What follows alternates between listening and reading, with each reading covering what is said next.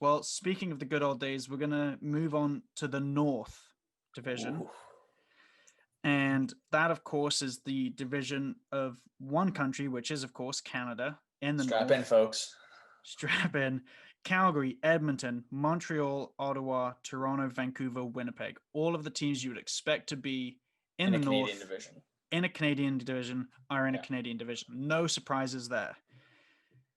I guess the other no surprise is that everybody thinks Ottawa are going to be the worst team in this division. Yes. See, that's about it, though. I think there's a lot of talk about the other division being the strongest division, and I think the East definitely probably just edges out the North. Only because we're not really sure how some of these teams will be. But I think we can easily say that outside of Ottawa, any one of the rest of these teams could be in the playoffs. The North Division is still the one I don't have a definitive ranking on out of all the divisions. I I agree. I still think don't it's, know how to rank them. well, I mean, I think the one thing that everyone in the North is like everyone who's going to be watching the games from the North Division is going to be excited is that they're going to see a lot of Connor McDavid versus Austin Matthews and Leon Draisaitl versus John Tavares. I mean, you're going to see a lot of, uh, you know, well, we'll see if Johnny Gaudreau has a better year this year, but you can see a lot of some of the games really elite players consistently facing off against each other. Oh yeah, and we are very lucky as in Canada that a lot of the teams in Canada are in a pretty good spot. Yes. Thank And God this do wasn't have happening years ago, like 6 years ago.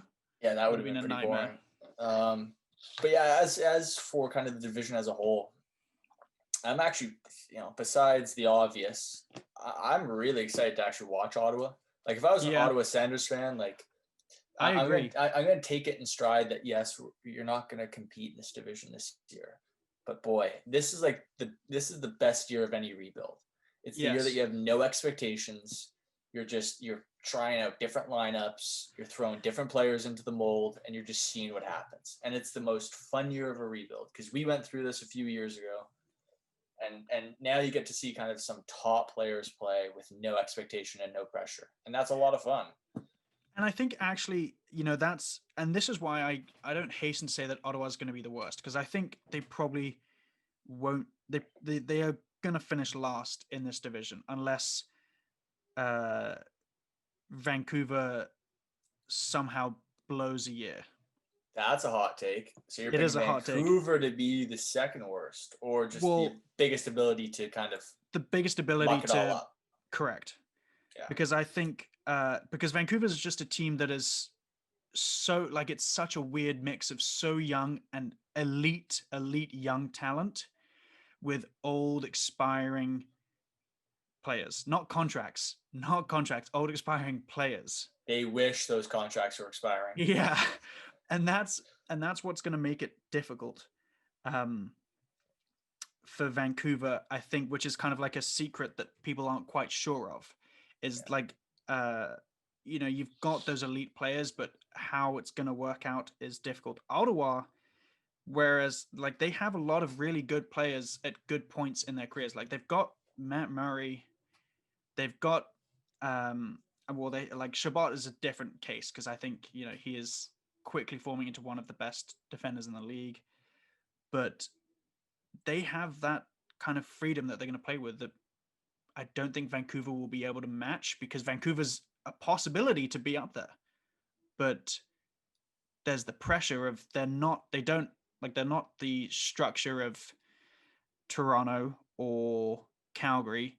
They don't have that true 1-2 all-star play in Edmonton, and Winnipeg and Montreal are kind of those weird teams that have a couple elite players, but they're not going to set you alight, but they're not going to fall apart. They're tried and tested. That's it. Yeah. I would say if we're staying on the Vancouver thing, Definitely because I live here. That's all I kind of hear about is Vancouver, and a lot of my friends are kind of diehard Vancouver fans. I think the one thing Such a shame. is such a shame, I know, but the one thing that really does scare me when I look at Vancouver is just their lack of depth and especially scoring depth. Yeah. I mean, the amount of pressure I like Elias Pettersson and Bo Horvat being your 1-2 centers, that's as good as it's gonna get. Really, like that is an envy for 2/3 of the league. Mm-hmm. But I mean, like they're an unproven rookie, and Niels Hoglander is going to be on their second line this year. Like he's never played an NHL game. Like Tanner Pearson wouldn't make the top 6 in a lot of these other franchises, and he's going to be on the second line. Like there's going to be a lot of pressure on their first 2 lines to produce most of their offense because, as you said, their third and fourth lines are stuffed to the max with old, useless, not scoring players. Like I don't think Jay Beagle's getting you 20 this year. That's a hot take, but I do not think Jay Beagle will score 20 goals this year, or the 20 goal equivalent in a 52 games or 50 whatever. Yeah. I know. Yeah, exactly. Like Brandon Sutton, like you're just kind of chocker blocked. But I think the organization is kind of just reserved to accepting that they're going to get no production out of their bottom 2 lines. And in a division that I think is pretty deep, you can't afford to not get production out of those top 2 lines because, I mean, Pettersson's going to run into nights where he's going to have to go up against players that are better than him.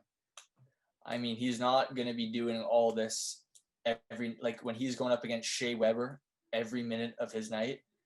Like he's just not going to be able to carry the complete team on his back.